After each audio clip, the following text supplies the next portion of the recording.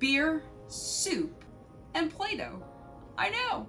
Hidden gluten. It's everywhere. In fact, it's in all sorts of everyday foods. I'm Kathleen, the Allergy Chef, and today we're going to be talking about hidden sources of gluten, not only in everyday foods, but we're going to even talk bigger picture. So let's just jump right in. I hope you're buckled and ready to go. First and foremost, it's important to understand what trace amounts of gluten really means. Oh, it's also important to understand 20 parts per million. So the big picture is 1 million pixels. The tiny little dot, that's 20. Get it? 20 parts per million. Now, the USDA says that if your item tests at less than 20 parts per million, it's certified gluten-free. Other certifiers say it needs to be 10 parts per million. But did you know that some people can still have reactions at 1 part per million? And if you have a wheat allergy, especially a severe one that causes anaphylaxis, you know what your magic number is? 0. 0 parts per million. So if you're purchasing gluten-free foods, but perhaps you have a wheat allergy, you should not be relying on that term to save you. So let's look at this again. You ready?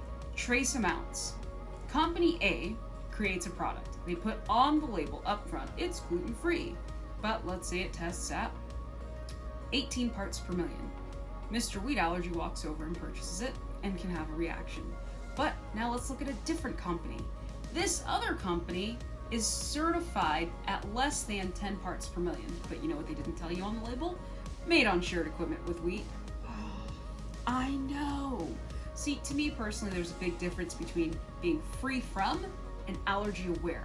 If you're really free from, you really need to be on free from equipment. So if you say you're gluten-free, your equipment's gluten-free. If you say you're dairy-free, your equipment's dairy-free. And for some people, they actually need your facility to be gluten-free.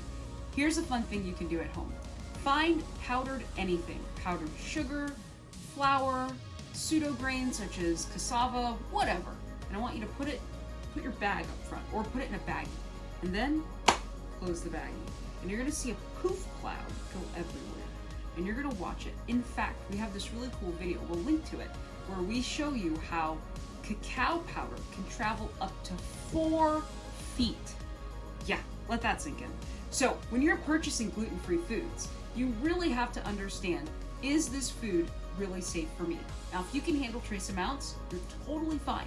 If you can't do trace amounts, we're talking 19 parts per million, all the way down to 1 part per million. If you can't have that, you need to make sure you're investigating. Now, we do have some safe product lists on our website, Raise. That's right, Raise. You can go there, and you click on safe product list. We have the gluten-free allergy-friendly guide, as well as the top 8 free guide, the corn-free list, and maybe even a couple of more. We've actually called companies, thousands of them, to find out about their equipment because it's so important. Now, let's get to why you're really here today. Now that we've gotten all the backstory, I feel like you have to know the backstory to understand where we're headed. And now we're headed to all the places that gluten hides in your everyday foods. Brace yourselves. First and foremost, cereal. But I feel like that's a given, right? You go down the cereal aisle and everything looks like it comes from wheat. That's because most of it does. Really sad story. There's a company, I won't name them because I hate calling people out, but let's just say they have a product and it said gluten-free in big bold letters on the package. I was like, whoa, this is so cool. I call the company, a big name in the industry. I say, hey, can you tell me the shared equipment status? The lady says, wheat, almonds, dairy, soy, tree nut.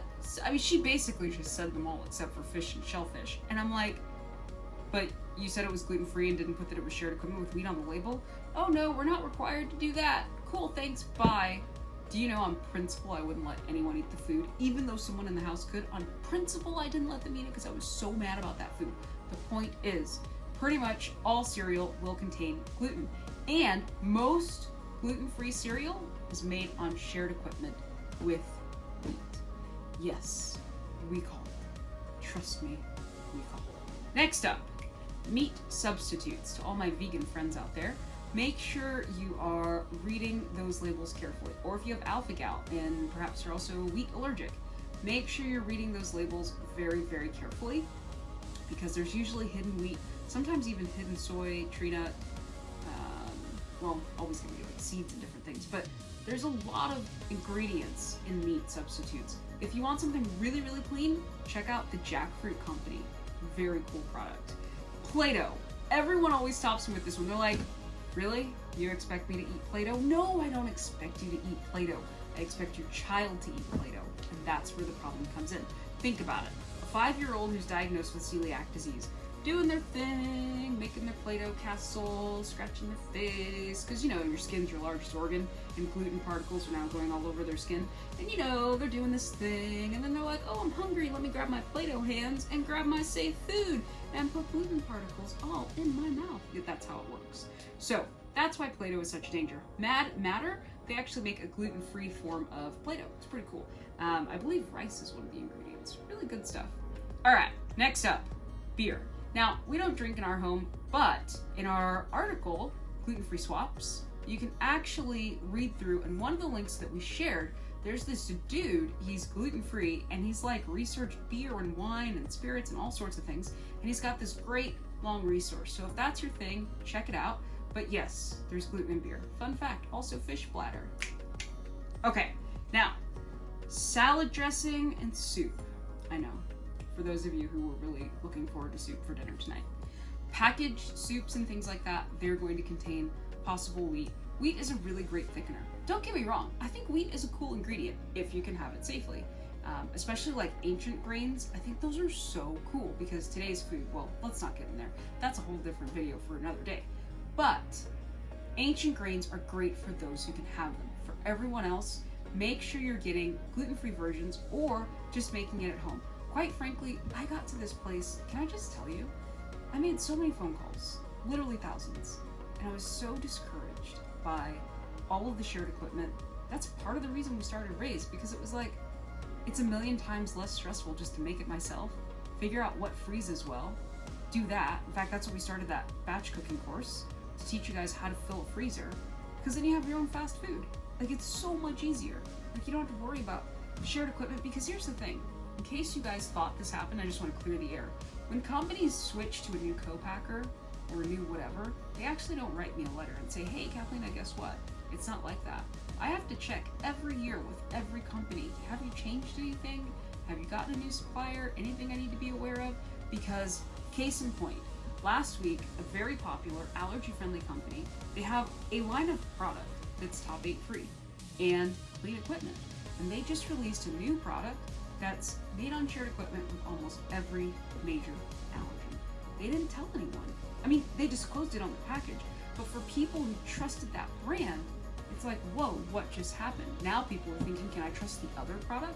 Now, keep in mind, a lot of companies use multiple co-packers. It could just be that this particular product needed to be made somewhere specific because of the type of equipment. I totally respect that. But it's just another example of why we need to be on our A games when reading labels, calling companies, getting in touch, just staying on top of everything, or just make everything from scratch.